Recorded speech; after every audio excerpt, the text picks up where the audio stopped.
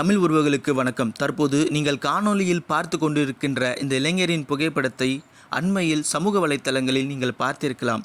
தூத்துக்குடி மாவட்டம் 26 வயதான கவின் என்ற இந்த இளைஞர் கடந்த ஜூலை 27 அன்று சாதி வெறியர்களால் படுகொலை செய்யப்பட்டிருக்கிறார். ஏன், என்ன நடந்தது, சற்று விரிவாக இந்த காணொளியில் பார்க்கலாம்.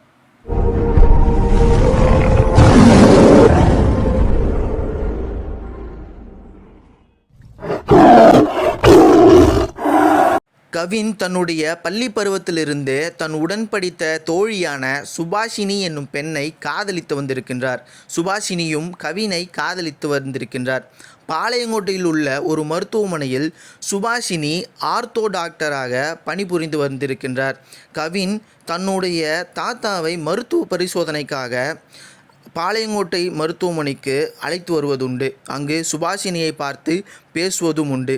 கவின் சென்னையில் உள்ள ஒரு பிரபலமான ஐடி நிறுவனத்தில் மாதம் 2 லட்சம் சம்பாதிக்கக்கூடிய ஒரு இளைஞன். அவன் படித்த யூனிவர்சிட்டியில் கோல்டு மெடலிஸ்ட் பெறும் அளவிற்கு நன்கு படித்த மாணவன். அவருடைய பெற்றோர்களோ அரசு வேலையில் உள்ளவர்கள். இருப்பினும் கவினை கொல்ல காரணம் என்ன, வேறென்ன?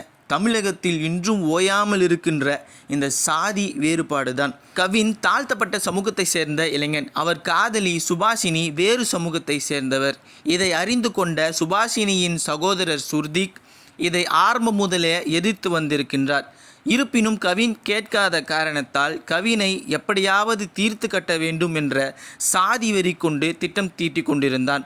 அப்பொழுது ஒரு நாள் கவினை அழைத்து, என்னுடைய தந்தை உன்னை பார்க்க வேண்டும் என்று கூறுகின்றார், நேரில் எங்கள் வீட்டுக்கு வந்து பெண்கள் என்று சொல்லி கவினை நயவஞ்சகமாக பேசி சுர்திக் தன்னுடைய 2 சக்கர வாகனத்தில் ஏற்றிக்கொண்டு தன்னுடைய இல்லத்திற்கு அழைத்து சென்றிருக்கின்றான்.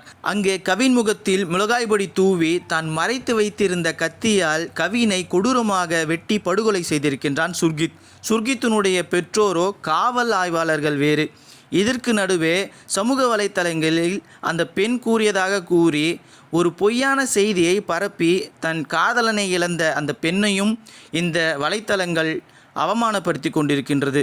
நாங்கள் தான் சாதியை ஒழித்தோம், இது சமூக நீதி ஆட்சி, இது திராவிட மாடல் ஆட்சி, இது பெரியார் மண் என்று விளம்பர அரசியல் செய்து கொண்டிருக்கும் இந்த அரசு எப்போது தனிச்சட்டம் இயற்றி இது போன்ற ஆவணக்கொடைகளை தடுக்கும்?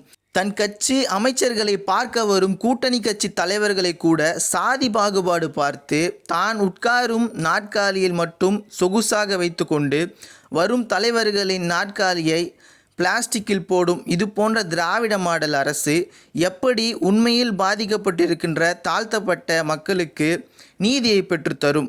இருப்பினும் இவர்களிடம்தானே வலியுறுத்த வேண்டியிருக்கின்றது.